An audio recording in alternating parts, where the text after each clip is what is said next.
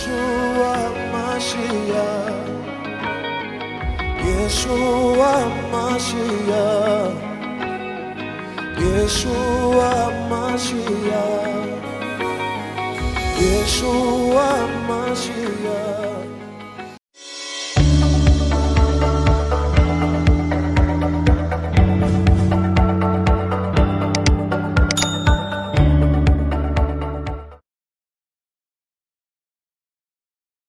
Bien-aimés dans le Seigneur, je bénis notre Dieu pour la grâce qu'il nous a accordée de nous rencontrer aujourd'hui. C'est une première occasion pour nous de partager, de prendre ces petits temps, de partager la parole de Dieu qui est esprit et vie avec vous qui nous suivez en ce moment. De prime abord, j'aimerais dire merci à notre Seigneur, le maître des temps et des circonstances, mais j'aimerais aussi bénir la personne qui a pratiquement orchestré ces moments, à la personne de l'apôtre Doc Lucé, et je lui dis merci et je bénis son ministère, que le Seigneur le bénisse abondamment. La personne qui vous parle aujourd'hui est née le 19 octobre d'une certaine année. Je suis marié et père de 3 enfants, un garçon et 2 filles. Et le Seigneur a permis à ce que nous puissions nous convertir depuis 1997 à l'église Maranatha. Et c'est dans cette même église que nous avons parcouru tout notre chemin dans le monde chrétien. Et dans cette même église-là que le Seigneur, par sa grâce, a permis à ce que nous soyons ordonnés comme ministres de Dieu depuis 2016. Et aujourd'hui, jour pour jour, ça va faire 7 ans que nous servons le Seigneur dans le ministère. Et notre père spirituel, c'est le révérend Raoul Abraham Matadi, dont nous profitons de l'occasion pour le saluer également. Tous ceux qui voudront suivre ce live peuvent aller dans Gospel Plus TV, et c'est une chaîne YouTube et dont nous vous recommandons de vous abonner, parce que dedans vous allez trouver l'essentiel pratiquement de beaucoup de bons messages qui vont vous bénir et vous édifier. Au jour d'aujourd'hui, le Seigneur nous a mis à cœur de parler du salut, mais dans une autre forme. Le salut plus dans le sens de la responsabilité des enfants de Dieu. Quelle est notre responsabilité vis-à-vis de ce monde perdu? Et le Seigneur nous a conduits dans une portion des Écritures dont nous voulons lire dans le livre de 2 Rois, au chapitre 7. Je vais lire au nom du Seigneur. Élisée dit, « Écoutez la parole de l'Éternel. Ainsi parle l'Éternel, demain à cette heure, on aura 1 mesure de fleur de farine pour 1 cycle et 2 mesures d'orge pour 1 cycle à la porte de Samarie. » L'officier sur la main duquel s'appuyait le roi répondit à l'homme de Dieu, « Quand l'Éternel fera des fenêtres au ciel, pareille chose n'arrivera-t-elle? » Et Élisée dit, « Tu le verras de tes yeux, mais tu n'en mangeras point. » Verset 4. « Si nous songeons à l'entrée de la ville, la farine est dans la ville et nous y mourrons. Et si nous restons ici, ça ce sont les 4 lépreux, le verset 3 le dit, il y avait à l'entrée de la porte 4 lépreux qui se dirent l'un à l'autre, « Quoi? Restons-nous ici jusqu'à ce que nous mourions? » Ces lépreux devaient prendre une décision parce que la ville était presque assiégée par les Syriens. La ville était encerclée. Et dans cette stratégie de guerre, les Syriens s'étaient résolus d'étouffer pratiquement un peu Israël. Il n'y avait plus d'entrée, plus de sortie. Ce qui faisait qu'il y avait la famine maintenant à l'intérieur. Et ils ne savaient pas de quoi manger. Mais le Seigneur agit d'une manière ou d'une autre. Le Seigneur a agi au travers des lépreux. Et ces 4 lépreux, comme nous le savons, le lépreux même dans le livre de Lévitique, dans les lois lévitiques, les lépreux ne devaient pas vivre dans la ville. Les lépreux vivaient en dehors de la ville, à l'entrée. C'est ce qui fait que même dans le Nouveau Testament, le Seigneur Jésus a rencontré les 10 lépreux à l'entrée de la ville. Donc, si nous évoluons, maintenant, ils avaient une décision à prendre. Nous restons ici, nous allons mourir.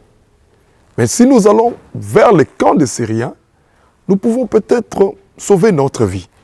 Et ils se sont résolus d'aller dans le camp des Syriens.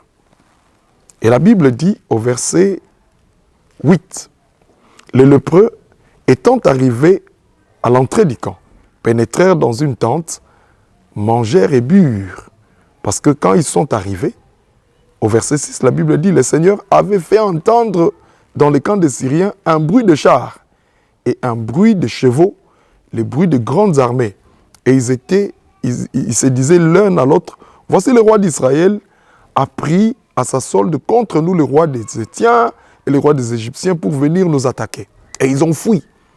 Donc le Seigneur a agi de cette manière-là.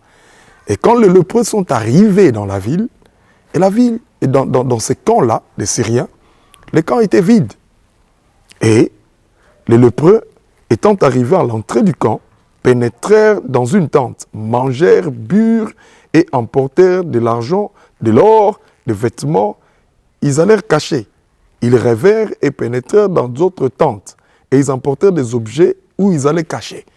Donc ils ont découvert, ils ont eu la facilité d'avoir ce que les autres qui étaient dans la ville n'avaient pas cette possibilité-là, si je peux me permettre cette tautologie. Ils n'avaient pas cette possibilité-là.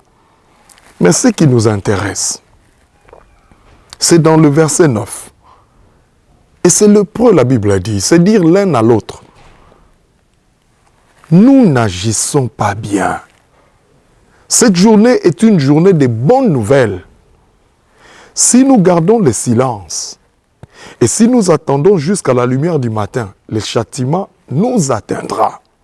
Venez maintenant, allons informer à la maison du roi. Allons informer quoi? Allons informer qu'il y a de l'abondance.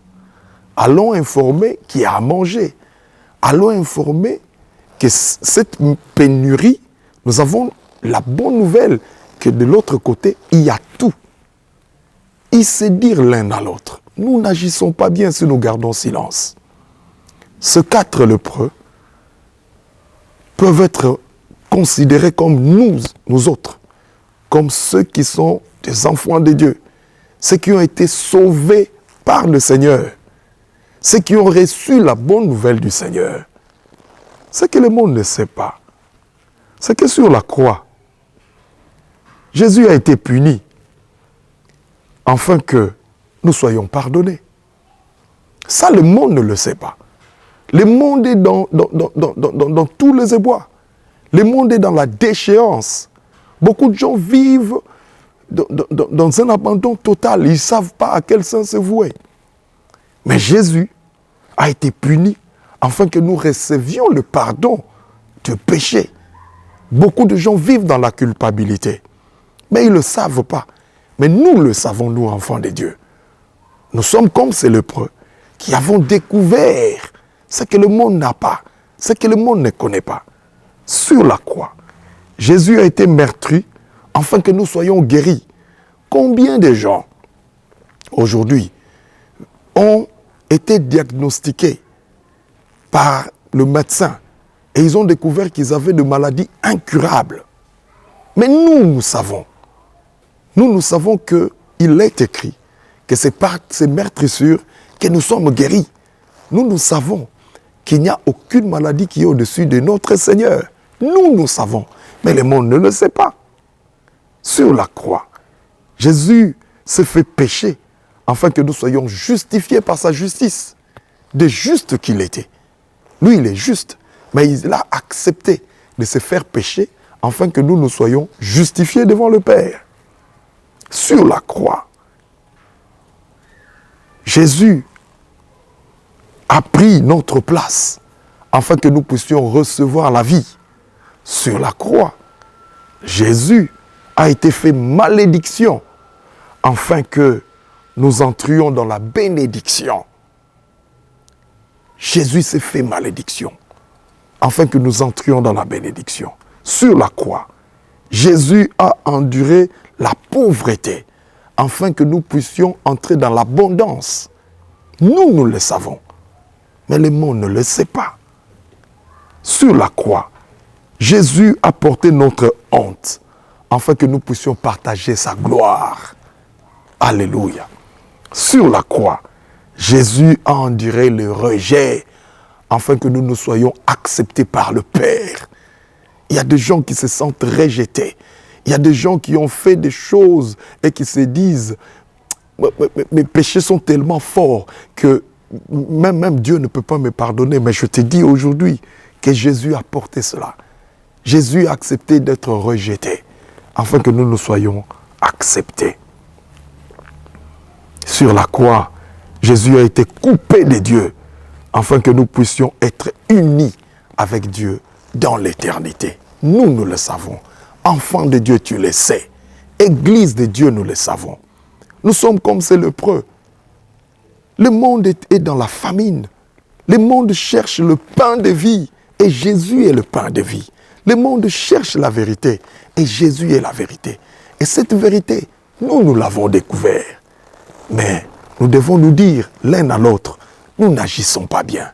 Nous n'agissons pas bien quand? Si nous décidons de rester, de garder cette vérité en nous-mêmes, nous devons aller vers le camp et informer aux autres ce que nous avons reçu. Nous devons informer aux autres ce que nous connaissons. Voilà pourquoi, Église de Dieu, ne gardons pas silence. Enfants de Dieu, ne garde pas silence dans ta famille. Parle du Seigneur dans ta famille. Enfants de Dieu, ne garde pas silence à l'université. Ne garde pas silence dans ton entourage. Ne garde pas silence dans le cercle fermé de tes amis. Parle de Jésus. Église de Dieu, parlons de Jésus. C'est ça, la phrase, la dernière phrase de cette émission. Si nous décidons de rester ici, si nous gardons silence, nous n'agissons pas bien. La meilleure façon d'agir, c'est de parler aux autres. Que Dieu vous bénisse. Amen. Yeshua Mashiach, Yeshua Mashiach, Yeshua Mashiach, Yeshua Mashiach.